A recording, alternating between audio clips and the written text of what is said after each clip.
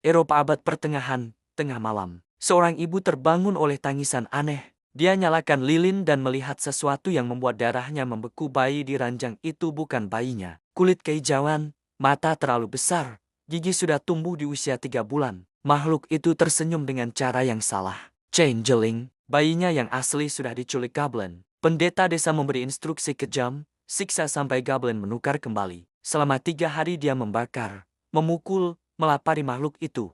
Tangisannya terdengar terlalu manusia. Malam ketiga, dia tidak tahan lagi. Dia peluk makhluk itu sambil menangis. Pagi harinya, bayinya yang asli ada di ranjang sehat, normal. Atau mungkin dia sudah gila. Ini bukan dongeng. Ini kepercayaan nyata yang menyebabkan ratusan bayi dengan disabilitas disiksa atau dibunuh di Eropa semua karena takut pada Goblin. Hari ini saya akan membongkar bagaimana makhluk yang membuat orang tua membakar anak mereka sendiri berubah jadi musuh level 1 yang kalian bunuh tanpa pikir 2 kali. Goblin asli. Penjelasan untuk tragedi dalam folklore Eropa terutama Inggris, Prancis, Jerman. Goblin adalah kategori luas untuk makhluk supernatural kecil yang jahat. Nama Goblin mungkin datang dari bahasa Yunani kuno kobalos yang berarti penipu. Di Prancis disebut Goblin, di Jerman Kobold, di Inggris Hobgoblin atau Boggart. Penampilan mereka bervariasi tapi selalu jelek dengan sengaja. Pendek seukuran anak kecil atau lebih kecil. Kulit hijau, abu-abu, atau coklat lumpur.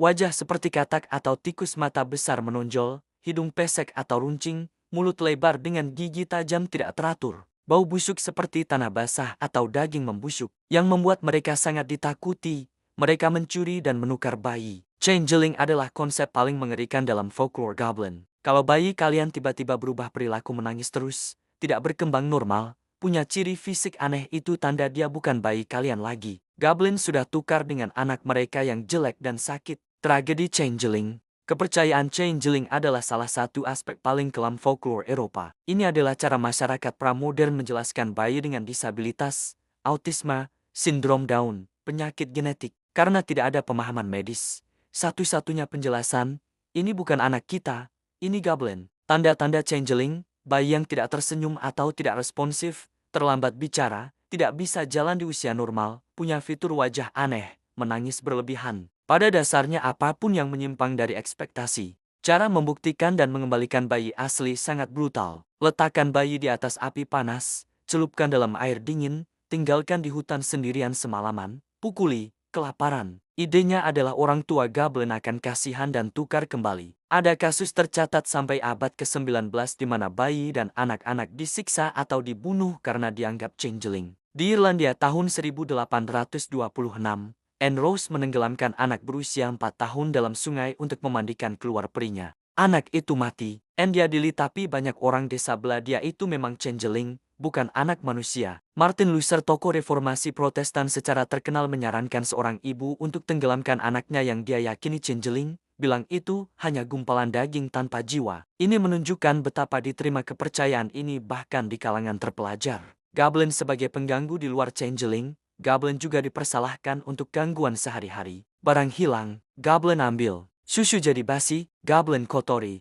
Dengar suara aneh di malam hari, Goblin main di loteng. Brownies di Skotlandia adalah tipe Goblin yang bisa membantu pekerjaan rumah tangga kalau diperlakukan baik, tapi kalau tersinggung, mereka jadi destruktif. Kobold di Jerman tinggal di tambang, kadang membantu penambang menemukan biji logam, kadang menjebak mereka atau menyebabkan runtuhan. Hobgoblin di Inggris lebih nakal daripada berbahaya. Puck dalam A Midsummer Night's Dream karya Shakespeare adalah Hobgoblin yang membuat kenakalan tapi tidak benar-benar jahat. Dari folklore ke fantasi, pergeseran persepsi Goblin mulai terjadi abad ke-19 dan ke-20 ketika sains mulai jelaskan fenomena yang dulu dikaitkan pada Goblin. Bayi dengan disabilitas dipahami sebagai kondisi medis, bukan changeling. Goblin perlahan pindah dari kepercayaan nyata ke cerita rakyat dan literatur anak. George MacDonald menulis The Princess and the Goblin tahun 1872 di mana Goblin adalah musuh tapi dalam konteks fantasi. Film Labyrinth tahun 1986 dengan David Bowie adalah titik balik besar. Goblin digambarkan aneh tapi menghibur daripada menakutkan. Tolkien dan standarisasi, tapi seperti biasa,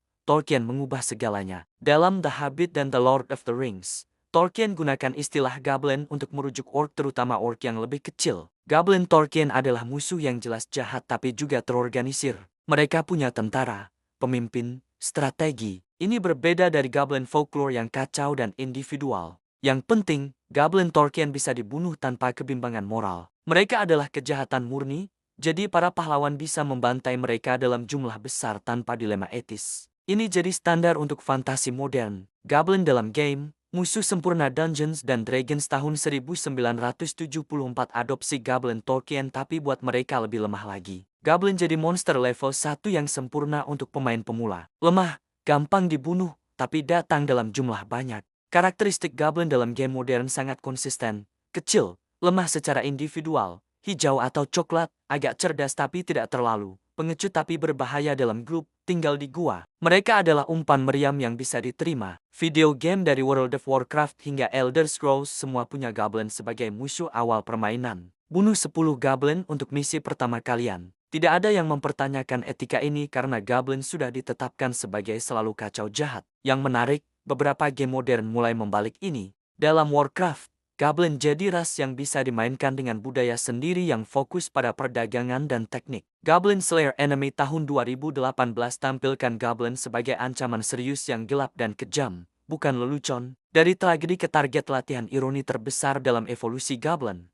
Makhluk yang dulu penjelasan untuk tragedi paling memilukan bayi dengan disabilitas yang disiksa karena dianggap changeling sekarang jadi target latihan dalam game. Kita bunuh ratusan Goblin tanpa pikir dua kali. Kita kehilangan kompleksitas dan horor asli dari folklore Goblin. Tidak ada lagi beban dari kepercayaan yang menyebabkan orang tua membunuh anak mereka sendiri. Tapi mungkin ini hal baik. Goblin sebagai musuh fantasi yang jelas jahat lebih tidak bersalah daripada Goblin sebagai alasan untuk kekerasan anak. Yang tetap konsisten, Goblin selalu mewakili yang lain yang jelek, yang berbeda, yang menakutkan. Di era abad pertengahan, Goblin adalah penjelasan untuk perbedaan yang tidak dipahami. Di fantasi modern, Goblin adalah musuh yang bisa dibunuh tanpa rasa bersalah. Perjalanan Goblin dari penjelasan untuk bayi dengan disabilitas hingga musuh level 1 adalah transformasi paling kompleks dalam folklore. Tidak seperti elf yang dinaikkan atau vampire yang diromanisasi, Goblin dihilangkan kemanusiaannya lebih jauh lagi. Mereka jadi sepenuhnya fungsional dalam cerita,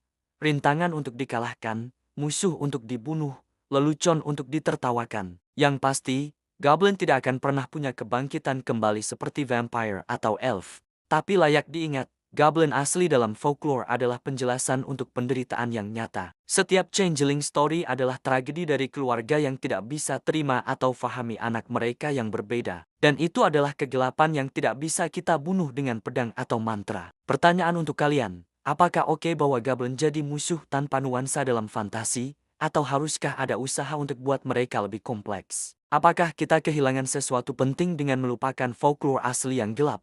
Tulis di komentar. Like kalau belajar sesuatu tentang evolusi paling tragis dalam folklore. Subscribe untuk eksplorasi mitologi yang lebih dalam. Dan share ke teman yang main game RPG. Sampai jumpa.